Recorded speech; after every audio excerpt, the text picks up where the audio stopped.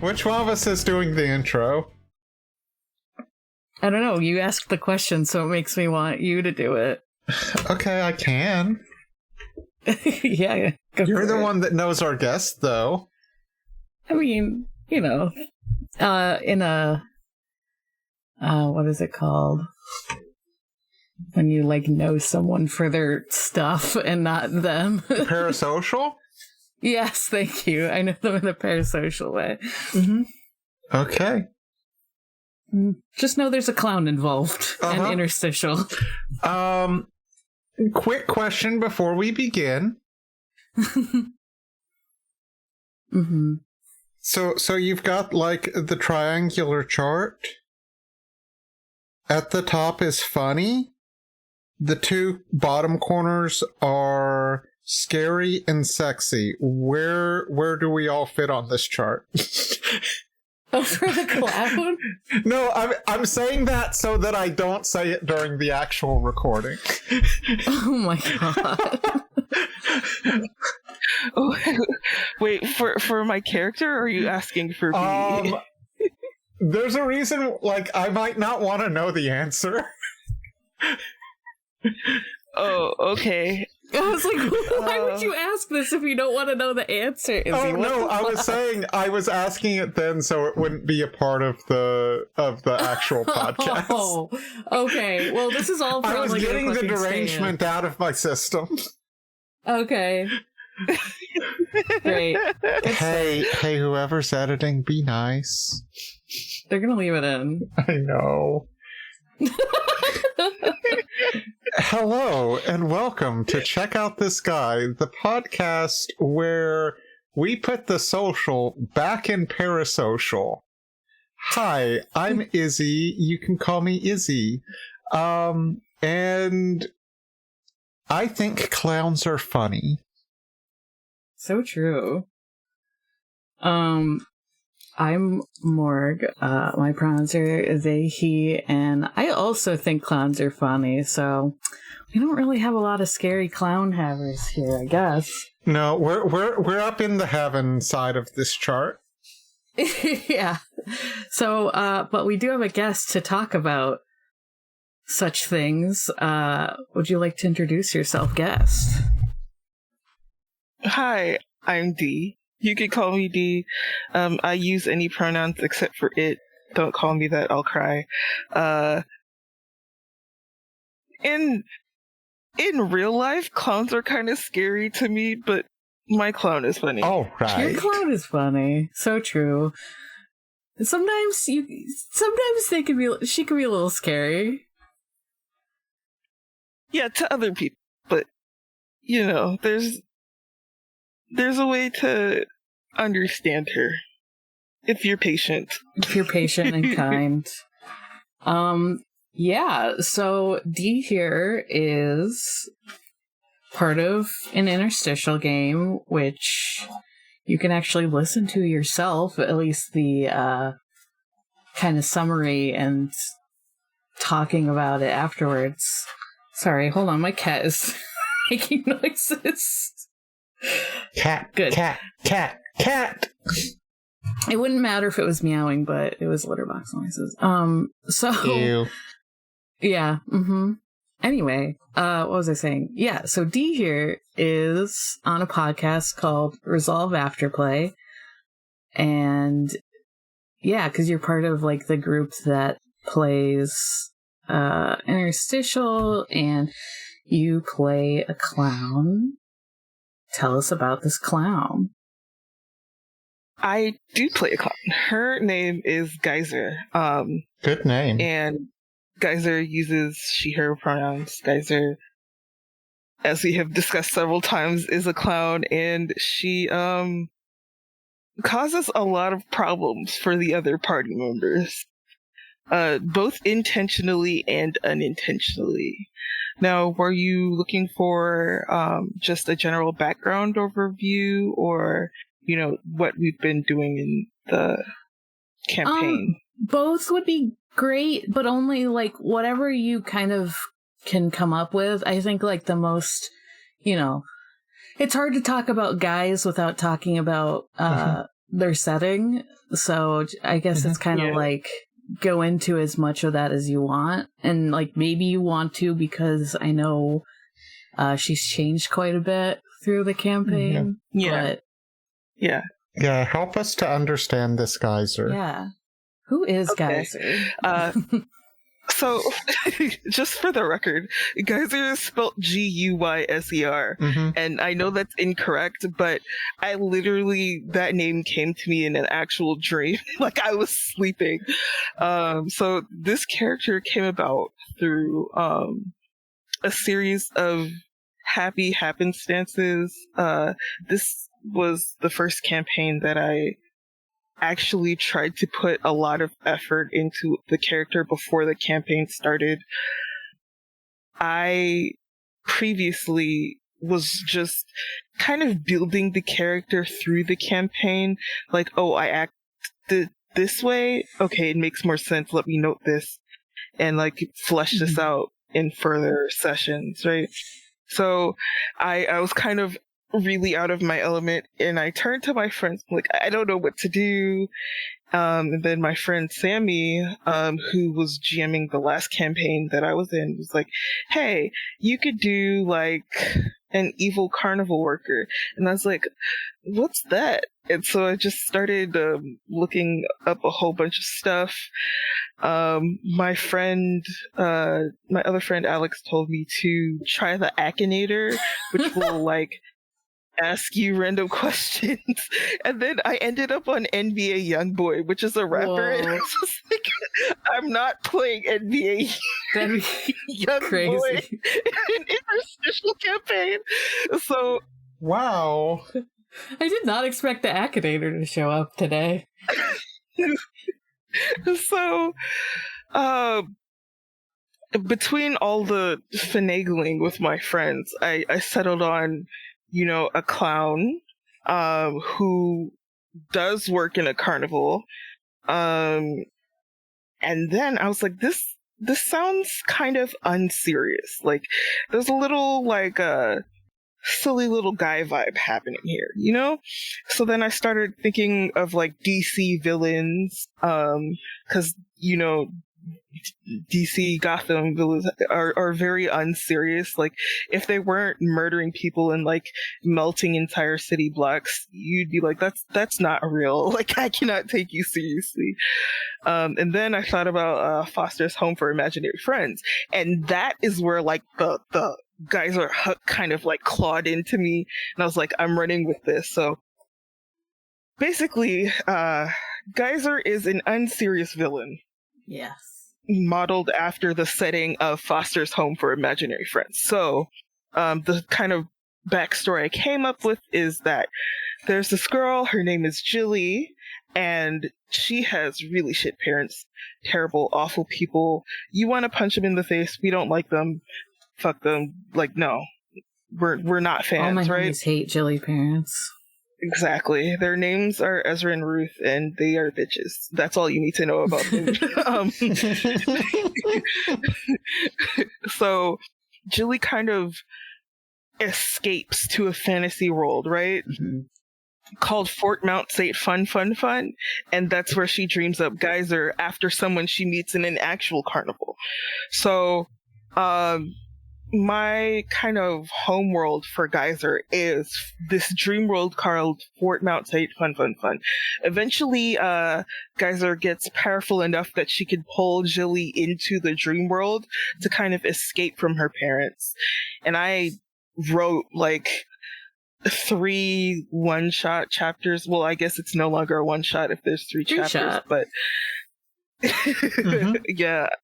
I kind of wrote a little thing kind of detailing Geyser's background, and at the end of that like series of chapters that I wrote, we end up in a situation where Jilly becomes so powerful that it actually shatters Geyser's dream world and brings it onto Earth, which in my like setting is called Planet Conglom, because Jilly's not the only or the first person to do this. And so geography is just a suggestion. The UK where Geyser and Jilly would be from is actually in the middle of the ocean, kind of next to New Zealand. And then much later in my timeline, the United States, like North America, kind of splits in half. So there's just a whole bunch of fuckery going around there. That's gotta like fuck up the weather and shit. Yes. And that's not something that I have explored in the things that I've written, but I will just say, like, in Geyser's case, Jilly's dream world is relatively small. Okay. So the consequences of that are destroying Jilly's house where she lives with her parents, and kind of sprawling into the neighbor's yard. So it displaces things, but it's not like catastrophic, earth-shattering in Jilly's case. Geyser then tries to literally eat Jilly's mom, Ruth, and gets sent away. So after that, Geyser is in what is called the Home for Transferred Entities, which is my kind of analog for Foster's Home for Imaginary Friends. And they kind of operate in that vein, except there's like a Men in Black element where we're trying to like protect the people of Earth from all of these imaginary friends and make it seem like, oh, yeah, all this shit is normal and Earth just split apart and all that stuff like that. So that's kind of the long way of Geyser's background. Now, in the campaign, it's kind of played out as Geyser wanting to make herself more important, and what she settled on is being a problem. Problems come. And so yes, she is definitely the problems clown. We've made that joke several times. We have not found the shield wife yet, but but Geyser has caused a lot of problems for herself, for her other party members, for NPCs, and just for the plot in general. We kind of follow her, like, she meets this wolf god that's large and just extremely imposing being, and she just, decides to launch a rock at him. That's like her first interaction in the campaign. And it's not like huge compared to Thanos, this wolf god, because he's a huge guy. So in scale wise, it's a silly little prank, but Thanos is like, this is so funny, I love this, let me throw this rock at these people over here and they will enjoy it as well. They are not huge wolf gods and that will kill them. And Geyser's not in the business of murder just yet, so that kind of backfires immediately. So there's several kind of hijinks that in that vein that happen. Yeah, Thanos was one of the other players. Is it just like, so they just kind of rolled with it, which is fun because the dynamic sounded like a lot of fun. Yeah. And other notable moments is Geyser trying to be helpful to someone who lost their weapon, opens a fountain of loaded and live firearms into the bar, the karaoke bar that she's in, and fortunately nobody gets hurt but Geyser. But she gets banned from the premises. There's a cute sign that has Geyser's face on it with a big old red circle with a cross. You're not allowed. That's how you know you've really made an impact. That Garfield sign, but with Geyser's face. I wonder who that is. Yes. Geyser also turns herself into a clam and like shoots scalding water at the chef of that bar. And Geyser also turns herself into a swordfish and fights a bunch of crabs. There's just like a lot of unserious things happening. And eventually, the rest of the party members and some of the NPCs kind of figure what makes Geyser tick. She gains a passion for marine biology, and she realizes, hey, I'm actually causing some of these problems for myself. Namely, she was in a weakened state because she cast magic on herself and Jilly, who created Geyser in the beginning. And so part of that is a realization that comes from Smog using a move to like forcibly give Geyser experience, and that made me level out of a playbook. And so Geyser transforms into her stronger form, and becomes a bit more rational. You still get the hijinks, but not necessarily the overt maliciousness that you would see in the beginning of the campaign. Yeah, did you talk about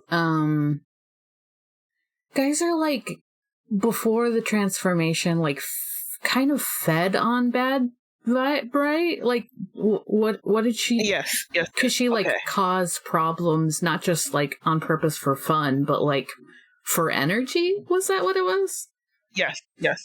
So she caused problems on purpose, definitely. But that was to feed. So, in my original write-up, it was a callback to that. While Geyser was in the dream world, she kind of fed off of Ezra and Ruth's hate for Jilly and for each other.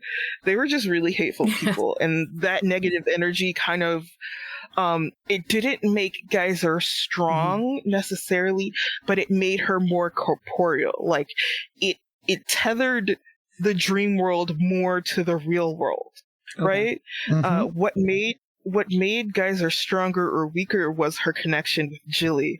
Now, Jilly eventually, when she shatters the dream world, that connection necessarily severs, but Geyser unknowingly casts that connection again with her own magic and makes herself weaker, because at that point Jilly is like physically strong and mentally stronger. She's a little bit older, and so now like she's kind of sucking back the energy from Geyser, and so Geyser's solution to that is to replace it, and in order to get people's energy she needs their attention, and she thinks that the strongest way to get other people's attention is to cause them problems. Like, if someone has a negative opinion of you, you're more likely to stick in their mind for longer than if they have, like, an okay, pleasant view of you. You're not thinking about them that often. This is true. That's how, in Geyser's mind, that's her internal logic. So, she definitely sets out to make people upset with her. She's not trying to like hurt them too badly, although she does cause multiple people pain. But her main goal is to kind of like parasitize other people's negative energy. And it doesn't always work. Sometimes, like with Asenos, they like Geyser's antics, or other times they like completely ignore her and just like work around her. So it's a mixed bag. It's always surprising when you kind of create a story with other people. Yeah. All your plans go to hell. Yeah, we know that. Yes. We've both been DMs and also players, so Geyser just seems like a lot of fun to play, and it's fun that she's still like wacky even if she's like toned down a bit. So I know the playbook you started with was like discarded or something. Yes. I played the discarded. And then you did like a fan one that I don't know anything about for like the level up. Oh. So yes, that was a DLC that was shared to me by my friend Sammy, called The Sleuth. And the reason why I picked that book was because something that I had a conversation with the GM, Dan, and I was talking like, I'm not sure which one to pick because I was leaning towards the mystic. My other friends in the campaign, they had kind of taken up a lot of the books that I was thinking of, like the Anachronism, I think the Companion. No, is it the Companion? I'm not sure.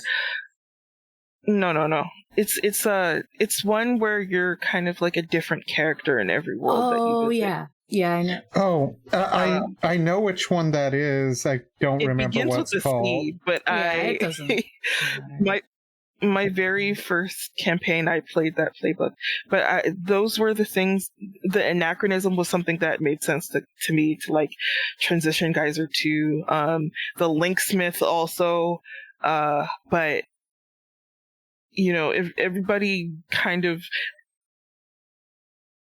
leaned into the ideas, people went from light to dark and dark to light, and I definitely was like, what do I do? So I sent like paragraphs and paragraphs to the GM Dan, and he's like, you know what? I think the Sleuth makes sense because Geyser has been the one to kind of question things that are happening while everybody is going along with it. And that was something that really stood out to me because I didn't even realize that I was doing that. In game, I definitely was, but I was like, oh, I totally am. Because Geyser's kind of one of the last characters to change playbook. There was only one person after me, Pony, who is a horse that was deluded that she was a unicorn before. I love her so much. She was from the Shrek universe, so she was just like a talking horse. For a long time, that was like her power, was just being able to talk. And so, there was transformations before, and some of the characters made multiple transformations, and everyone's just like, well, we got puzzles to solve and people to help, let's move on. And Geyser's like, excuse me, you are an entirely different person and everybody else is just cool with this shit. We need to know what's going on. And I think it's also kind of ironic considering just like how unserious of a character Geyser is, that in these moments where everyone's going like profound transformations, everyone else is just like, sometimes you just become the abyss. That I'm a roll with it. And Geyser's like, actually, sanity check, everyone. Yeah, what the fuck? This should not be happening, right? Or should it? I don't know. Yeah. So, but by the time Geyser transforms, I think there's nobody else to kind of question what's happening. And also, I think everybody's kind of just accepted that people are going to change and not to get too attached to whatever version of this person that you're seeing. Yeah, I can't believe how many playbooks some of your players go through. I was like, what is happening? How do you advance this fast? I guess I've never played an interstitial game quite as long as this either, to be fair. Oh, yeah, you can level up insanely fast in interstitial. Yeah, you can. There's moves that give you experience. And you can, depending on the playstyle of the GM, if they have a lot of NPCs that they introduce you to, you can make links with them and then spend those links 2-to-1 for experience. Sure. So, we played nearly a year and a half. We haven't even done our finale episode yet. That one's going to be a live stream, by the way. So... yeah, we're doing the very last episode in actual play, but I'm not sure if it's going to be an actual role playing session as much as like a talk through. But yeah, sometimes that's the way though. Like once your like characters are all powerful and stuff, it's like, where do we go now? We just have to like wrap up the loose ends. Mm-hmm. Oh, Yeah. This sounds like a familiar topic Yeah. from the last couple weeks. Yeah, our own campaign is going similar. We should just wrap up the loose ends. We're at the end. Let's fucking finish. But there's, yeah, I kept like wait. I was like, when's guys are gonna get a playbook change? I want to see it. Yeah, this was something I also discussed on Resolve, that, you know, kind of halfway in the campaign, I was kind of stuck because I had heavily developed Geyser to the point where I could not see growth happening reasonably. And that's why I'm kind of grateful for both Alex and Sammy, who have a lot of... Alex and Sammy play Smog the Moogle and Isiri the Mermaid, respectively. And they both also have extensive experience GMing. And they, in their kind of schemes in the background, are like, oh, we're going to interact with guys in this way. And then Alex is like, I'm literally shoving experience onto you. And it's kind of funny because the moment of the transformation and the moment where I gained enough experience to change playbooks happened at two separate times. So the moment where I gained experience, we were in this world called the World of Motion, and there's like a race to catch a butterfly. That like series kind of felt like a fever dream to me. I was out of it. And actually they had our characters take hallucinogens. Yeah, I was like, I think everyone ended up out of it. You can definitely listen to that on the podcast. It's very funny. So I was just like, what's happening? And then Smog's like, you have a purpose and a reason, and you can do all these things, and you're holding yourself back, and you don't have to do all the stuff, and kind of like encouraging me to do all the stuff. And then Smog says, you can make a scene, just do it, right? And at that time, Smog was playing the Dark Playbook, so it was kind of like that mischievous energy, like, I'm trying to get you to do shit. Not necessarily like maliciously towards you, but definitely manipulative. Yeah, I think it's interesting how you guys like handled the Dark Playbook. Because you didn't treat them as like evil necessarily. And also he changed books anyway, like 2 billion times. No, Yeah. So Geyser literally casts big ball of sparkly magic in the sky. Again, a callback to the write-up that I did. Geyser, when she feeds off of other people, it looks like sparkles. So, Geyser's literally, and also like Dragon Ball Z reference, total give me your energy moment. So she's like, at the same time giving off her magic and sucking off other people's magic. And so there's this big ball in the sky, and it causes an invasion by the government. And so we eventually like have this huge knockdown drag out fight where they like shoot a harpoon at Isiri, and then Geyser just goes ballistic and starts murdering everybody, and then another character, Tao, starts murdering everybody too. Like, he literally burnt everybody but Geyser to a crisp. That was interesting. The governance is kind of like the big bad. Yeah. Yeah. I was like, it's a whole, like... I was like, wow, there's a lot of lore to this show, isn't there? Yeah. So, it's kind of a thing with this particular group. Not me, because I'm relatively super new to role-playing. I picked it up about 4 years ago, when Alex, he randomly was like, "Hey, you want to play tabletop with us?" And I was like, "What's that?" He's like, "You're gonna love it," and I find did. out. But they've been playing it for like decades, right? And so you get all this like big brain convoluted shit. They're like, the GM is like machinating in the background, and so are the players. Like everything is like a web connected conspiracy theory. Like, I'm full like woman with like random math equations floating in front of her face. And so, I just kind of like let them take care of the big brain shit, and I do the antics in the here and now. Oh, yeah. So there's that, right? And then later we visit the world of the lost, which is kind of a shadow world of sorts that's connected to each of the worlds that we visit, and it only exists because things are displaced. Yeah. It feels very like unconscious, like someone, Yes.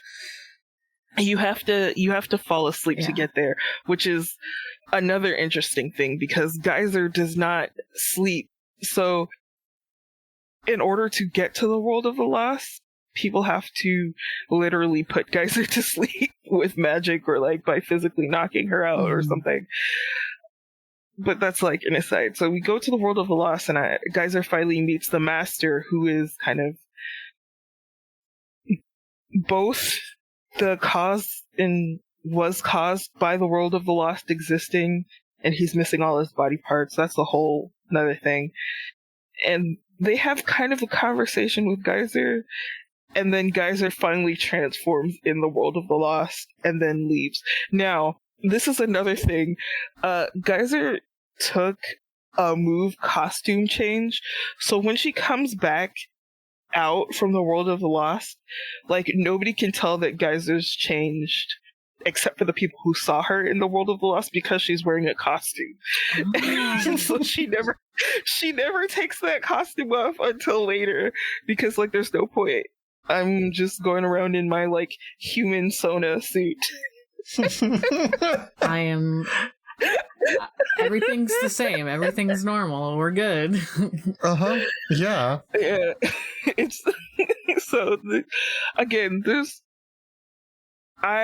When people engage with Geyser, maybe like through listening to podcasts or even just listening here, like, I'm driving home the point that bad things happen because of Geyser, but it is not serious.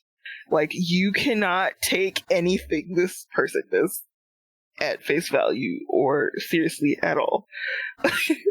Yeah. And it's been a whole lot of fun. Yeah, she seems like really fun to play. And you need to like have some comic relief with all this like big brain shit happening in the background or whatever. Absolutely. You're like, oh god, you're turning into a god or something. I don't know. Yeah, so everybody in the party is some sort of deity except for Pony. Like, literally everyone. Yeah. It's fucking crazy. I think for Asiri and for Athenos, that was always the intention, but not for Smog and Tau. Definitely not the intention for Geyser. That's something that comes about because, of the other players kind of interacting with Geyser.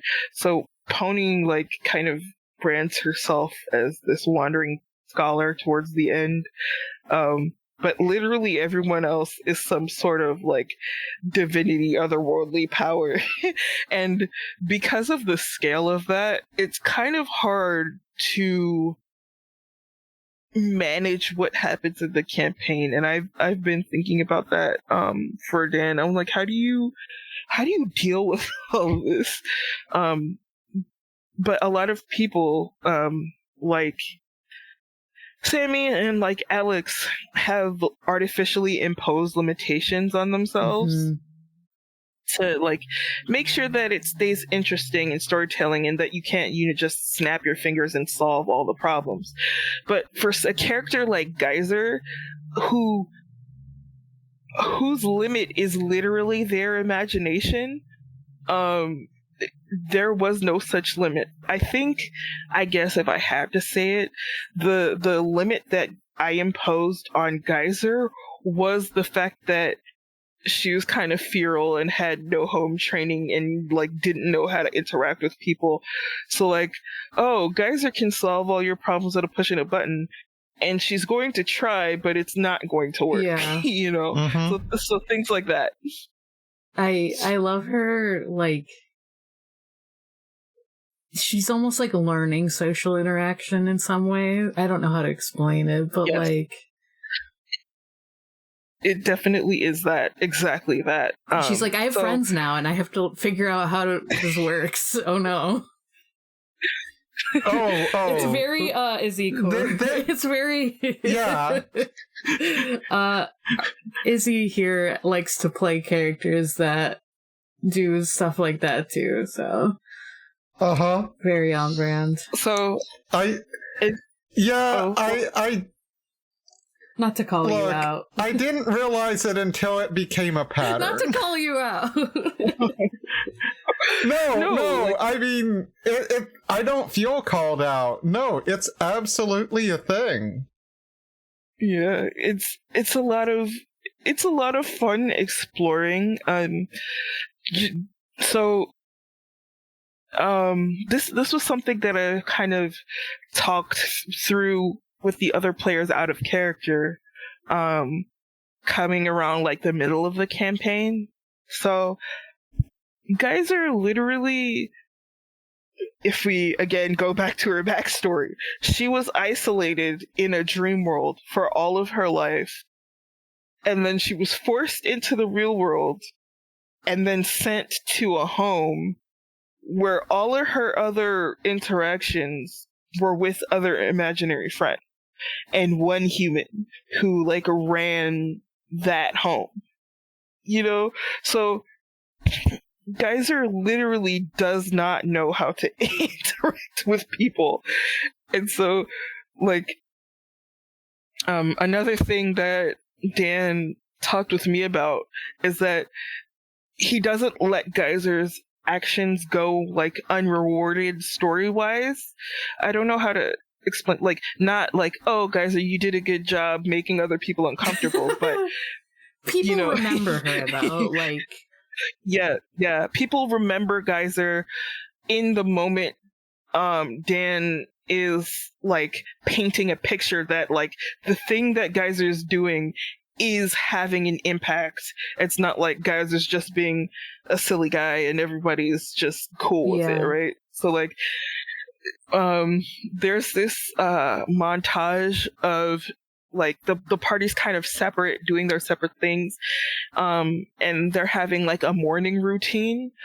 And again, Geyser doesn't sleep, so she's just been fucking around the city, and she finds a playground, right?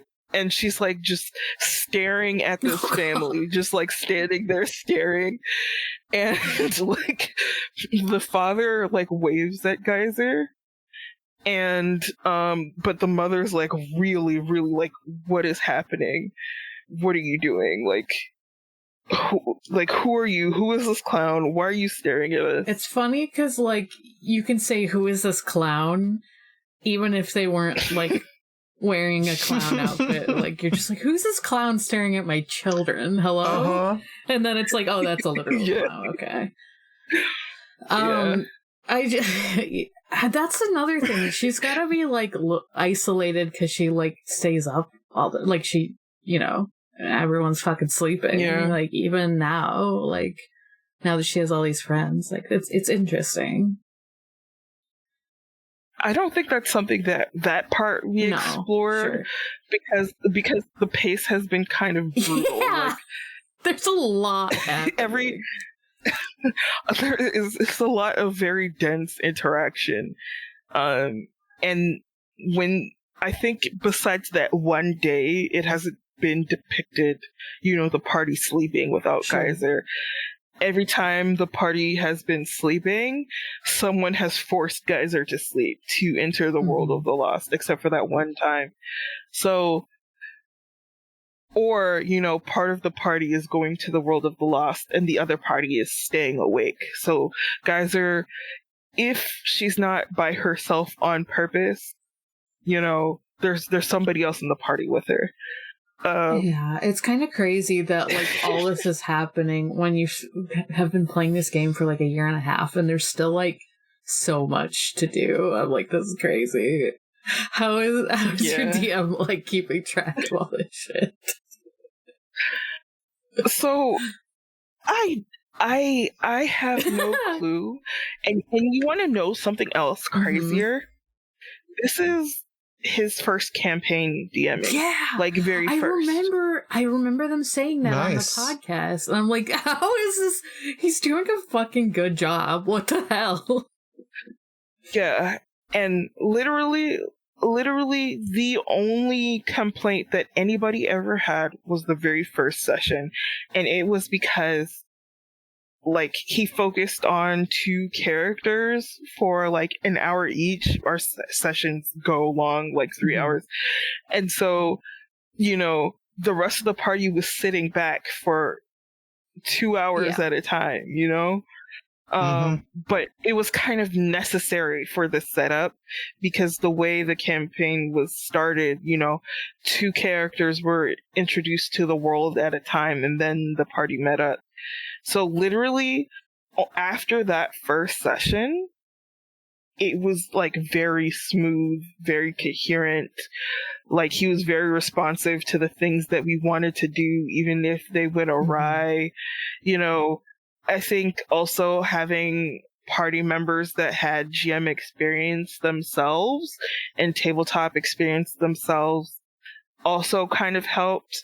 And I think the other thing is that you're actually really close. Like this party, I will say like there's maybe one person I'm not as close with, but I talk to these people every day. So like we're messaging them about our characters. Like it's a Saturday night and the DM is sending me, hey, do you think Geyser has like blankets and stuffed animals and stuff like that in her world? And I'm like, it is 2 a.m. Why are you up? But I'm also up, so I'm a huge hypocrite. So like, it kind of helps that we all get along. We all like. I'm the only relatively inexperienced person. And like, I think Dan just is very perceptive in a way. Like he's just a skilled person. I can't praise him enough. Like, I want to pick his brain. Not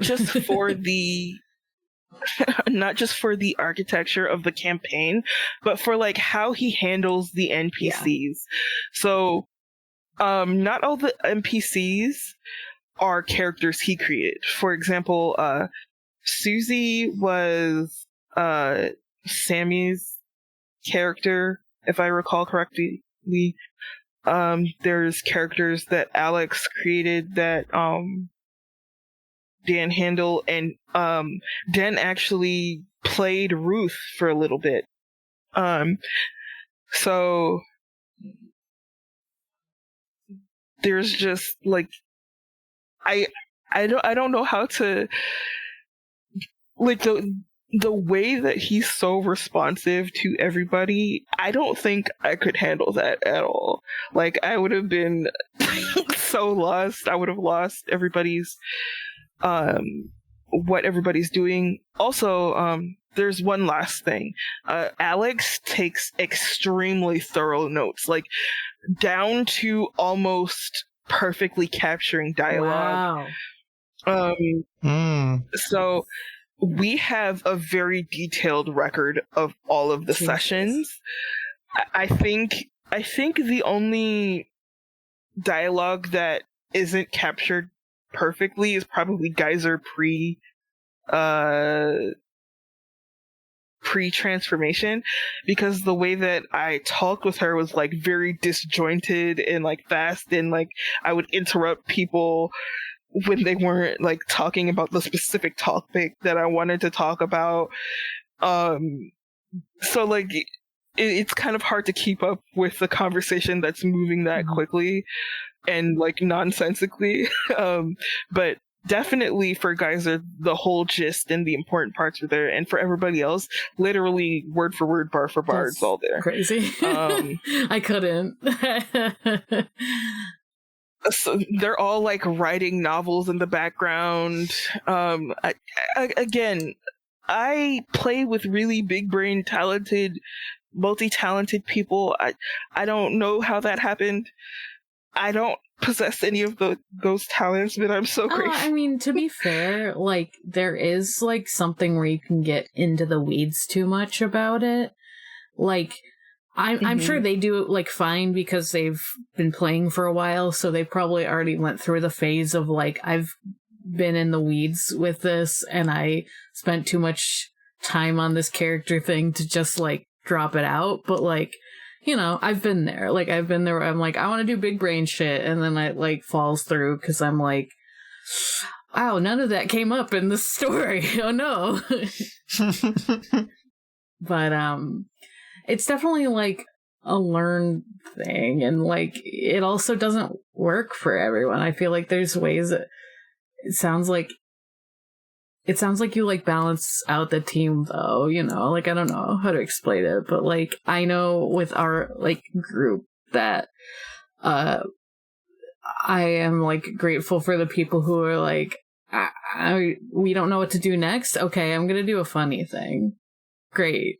Like, we need that, because we just had some, like, stupid, serious shit go down, so... Like, and there were definitely moments where there's just like that perfect juxtaposition. So there's a part in the campaign where like a major character dies that's been an NPC, not one of the like playing characters. And you know, it's like heavy and intense for everybody. And Geyser is also like uncharacteristically heavy and intense, but after that moment passes, it's like immediate hijinks. Like I'm speeding off outside to like do shit, or like in the beginning, you know, when they were kind of getting sick and there were kind of like death flags being thrown, Geyser like turns their wheelchair the bisexual flag color.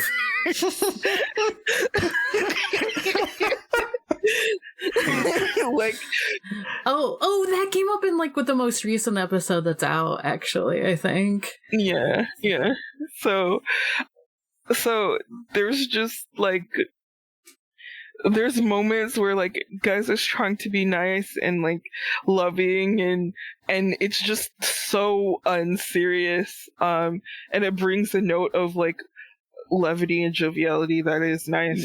But the thing is, I definitely had to be very careful to not interrupt the serious moments and like honor that and let them play out, because there's definitely urges when you're like in a character's head to like act petulant and childlike, if that's like what you're interpreting the character doing.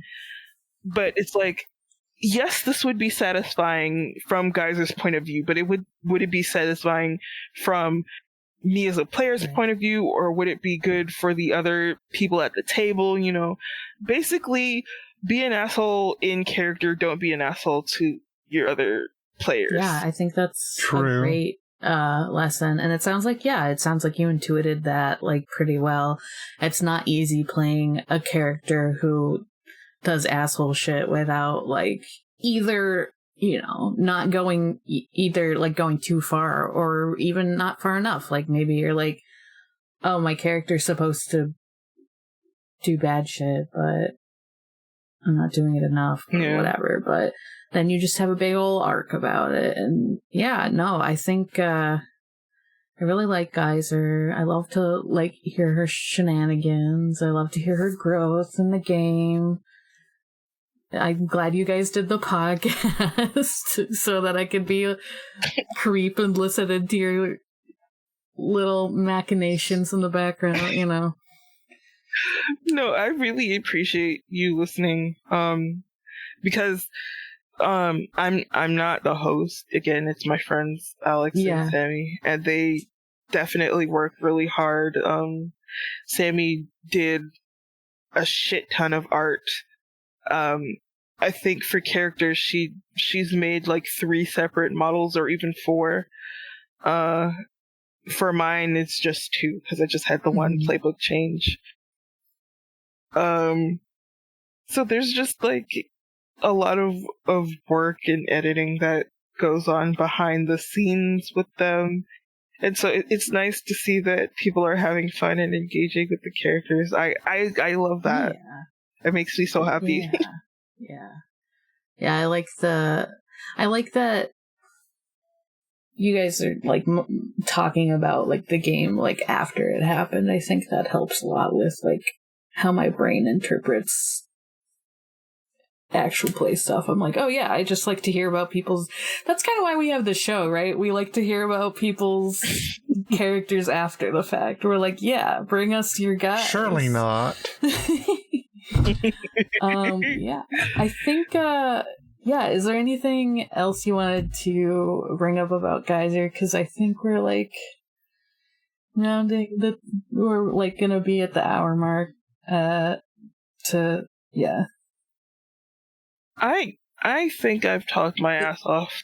If you guys have any like specific questions about her background or like any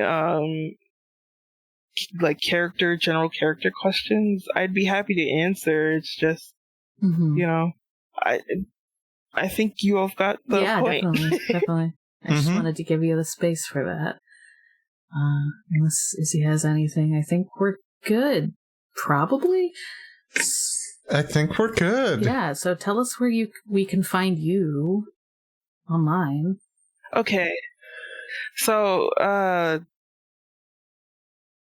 I'm sorry, my mind just went so blank, and I was like, the internet? So true! Yes. I mean, you can plug the show, you can plug your... Whatever you want. If you don't have social medias, you also don't have to plug them either. No, I have so many. It's just I'm used to the format of Resolve. And so when you like, where can we find you? I'm like, here, obviously. But go to Google and search for you. Google.com/sliderD. SliderD. Yes, you can find me on Twitter and Blue Sky as _SliderD. I want to warn you, I'm very irreligious on Twitter, so be warned. If there's like, if you have like sensitive virgin ears, you're not gonna enjoy my Twitter account.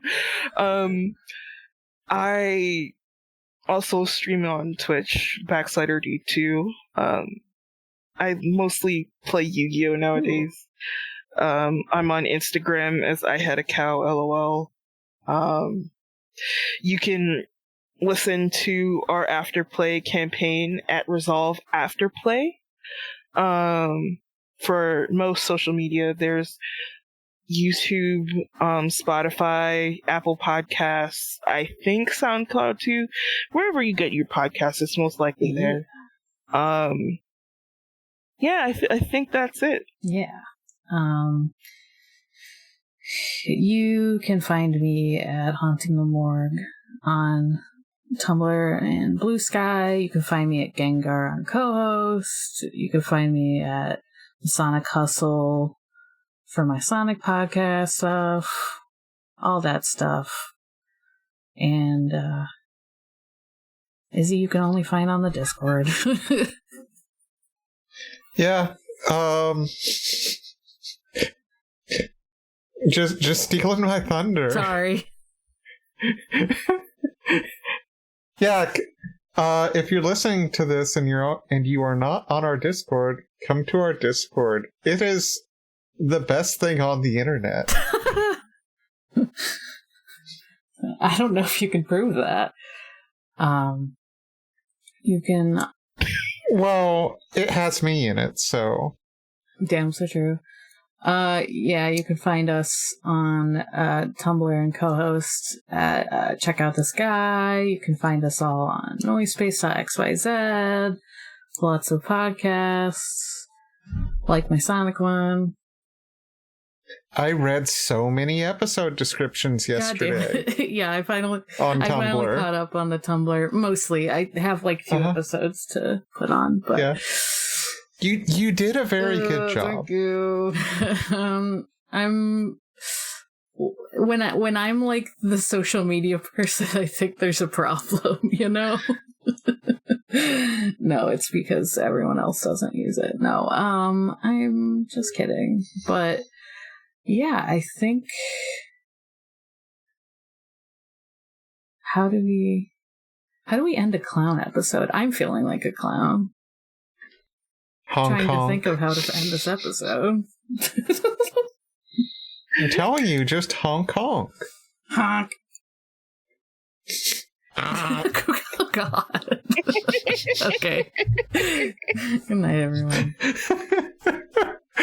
Good night, folks.